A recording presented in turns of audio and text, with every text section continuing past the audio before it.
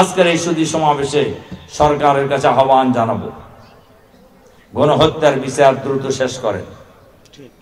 সরকারের ভিতরে বাইরে ফ্যাসিবাদের দোসর যত রয়েছে এদেরকে চিহ্নিত করতে হবে।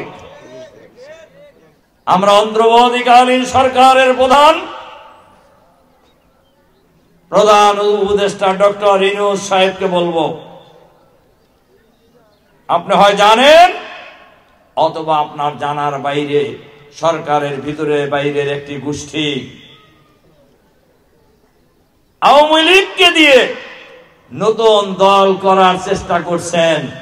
যদি এটা সত্য হয়, বাংলাদেশের মানুষ শেখ হাসিনাকে যেভাবে পিটায় বিতাড়িত করছে, যারাই এই বাংলাদেশের মানুষের রক্তের সাথে বিশ্বাসঘাতকতা করবে, বাংলাদেশের মানুষ কাউকেই ক্ষমা করবে না।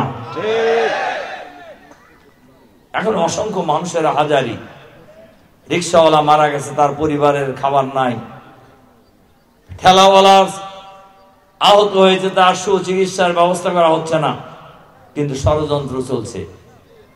কিন্তু ইতিহাস বলে ষড়যন্ত্রকারীরা বারবারই পরাজিত হয়েছে, এবারও পরাজিত হবে ইনশাআল্লাহ। উনি আবার মাঝে মধ্যে কয়েক ঠুস করে ঢুকে বলে না, আমি বলে আসেন। ফেসিবাদীরা যারা পালায় যায়, এই ফেসিবাদ আর কোন সময় ফিরে আসে না, বাংলাদেশেও আসবে না ইনশাআল্লাহ। এই কথা শুনে যারা একটু উকিঝুঁকি মারার চেষ্টা করতেছে, তার সাঙ্গপাঙ্গরা, আমরা তাদেরকে বলবো, যত উকিঝুঁকি মারবেন ততই বিপদে পড়বেন। কারণ বাংলাদেশের মানুষ আর ফেসিবাদ ফিরে আসতে দেবে না। বাংলাদেশের মানুষ আর কোন নতুন ফেসিবাদও কায়েম হইতে দেবে না। তার কারণ ফেসিবাদের জন্য মানুষ জীবন দেয় নাই, ফেসিবাদের জন্য মানুষ রক্ত দেয় নাই। বাংলাদেশকে একটি সুন্দর দেশে পরিণত করার জন্য মানুষ জীবন দিয়ে, রক্ত দিয়ে আমরা নতুন স্বাধীনতা পেয়েছি, আমরা নতুন বাংলাদেশ পেয়েছি।